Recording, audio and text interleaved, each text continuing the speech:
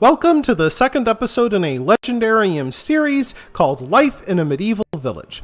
This episode, Rich and Poor Peasants, will talk about, not surprisingly, how Peasant Society was made up of both rich and poor peasants. So how did one become a rich peasant? You could hold down official positions like the Village Reeve, a Lord's Bailiff, or a Parish Priest, but you could also hold a skilled trade like swineherd, plowmen, millers, and bakers. When we think of medieval peasants, we often think of extreme poverty. For many, that was certainly the case. However, the word peasant covers many different conditions, from landless laborers to village leaders. Most peasants were farmers, but a few made their living through skilled trades like milling or carpentry. Rich or poor, peasants lived in wattle and daub cottages made from branches and twigs woven together, then plastered with mud, straw, and animal feces left to dry in the sun.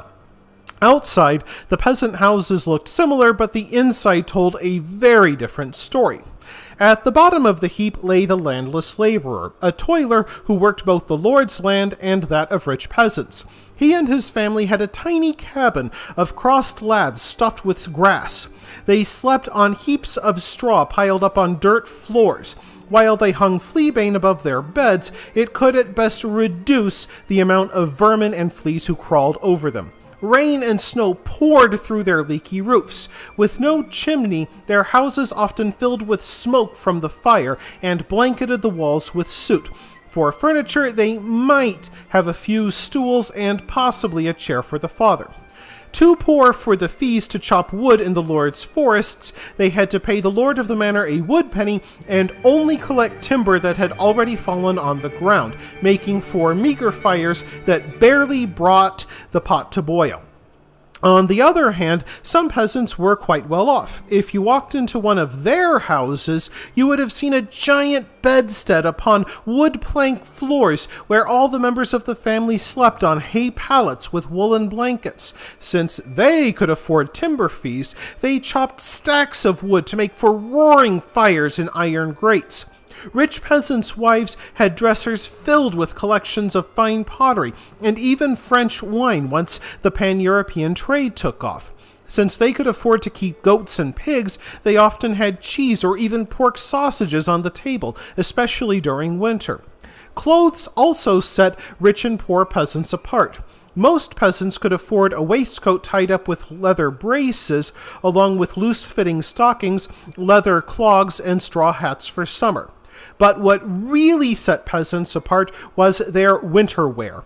A poor peasant would wear a plain cloth coat bound up with leather laces, while rich peasants wore felt jackets with pewter buttons and decorated with fine embroidery. So, how did some peasants become rich, while others were literally dirt poor? Just like today, the path to prosperity came by making yourself useful. In the Middle Ages, that often meant providing services to the nobility. While the Lord of the Manor owned the land and everything on it, he was often away fighting the king's wars, or fighting the king if that suited him. So it often pleased the lords to leave day-to-day governance in the rough hands of peasants. Most important among them was the reeve. A village reeve was something akin to a village manager.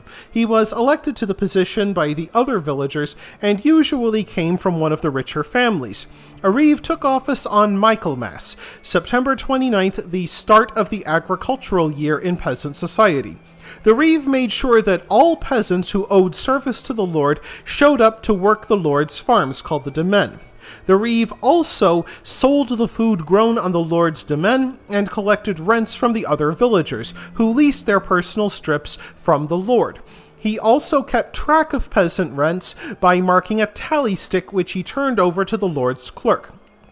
If this sounds like a lot, the reeve was freed from doing any work on the Lord's estate. He had the privilege of eating at the Lord's table, and the other peasants had to address him as either Sir or Master Reeve.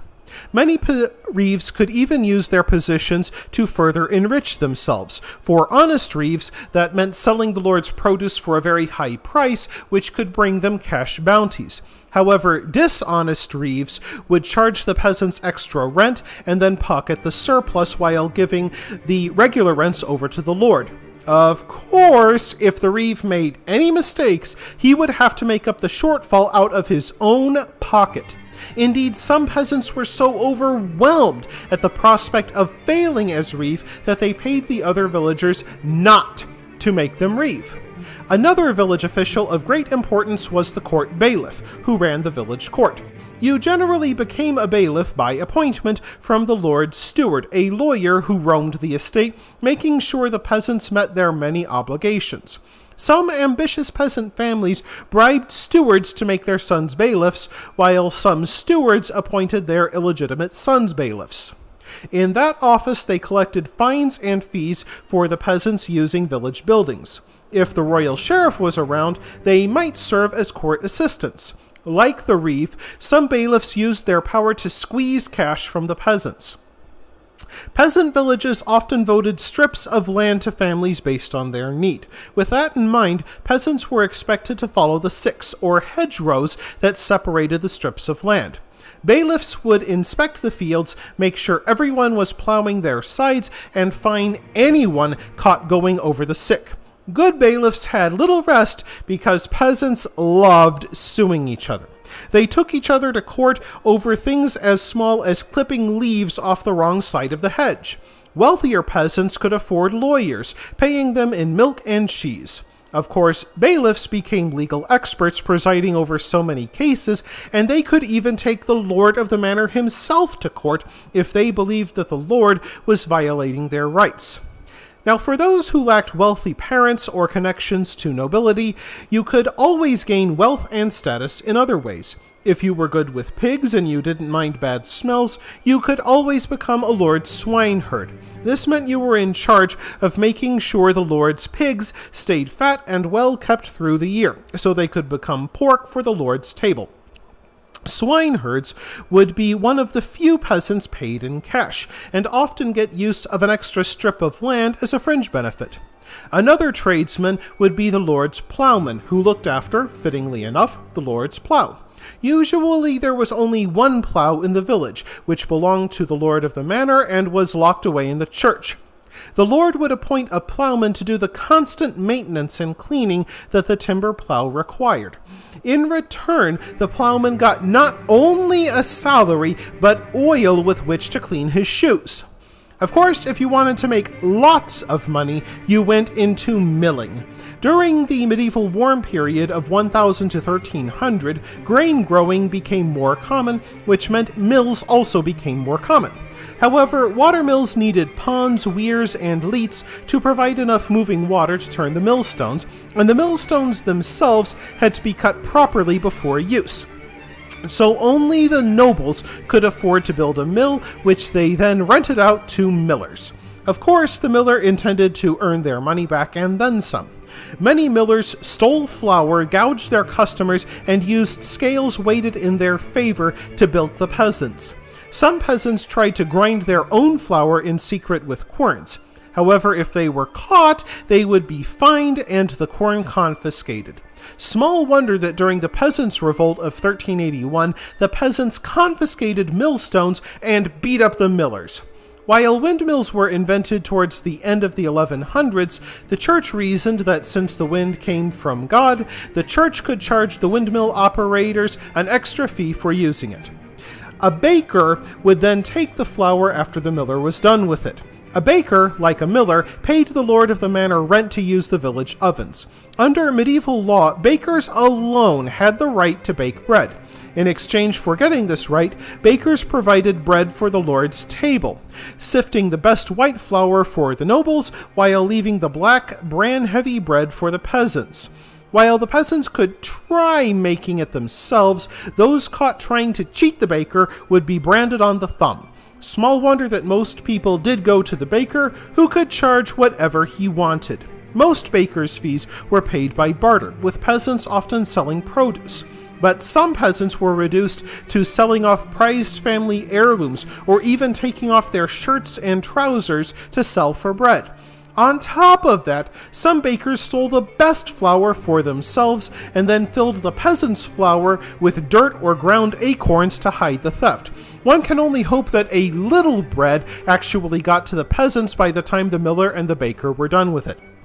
At last, a peasant could also become a priest.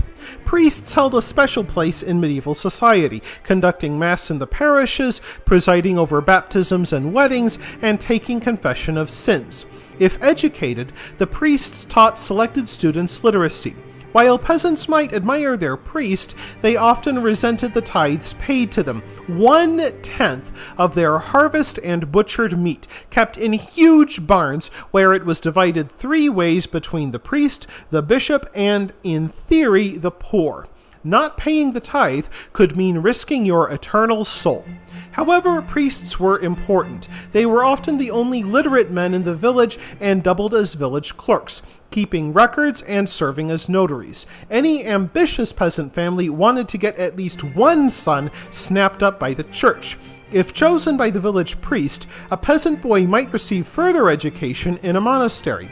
Some peasant sons rose to great heights, most notably William of Wykeham, Lord Chancellor to both Edward III and Richard II.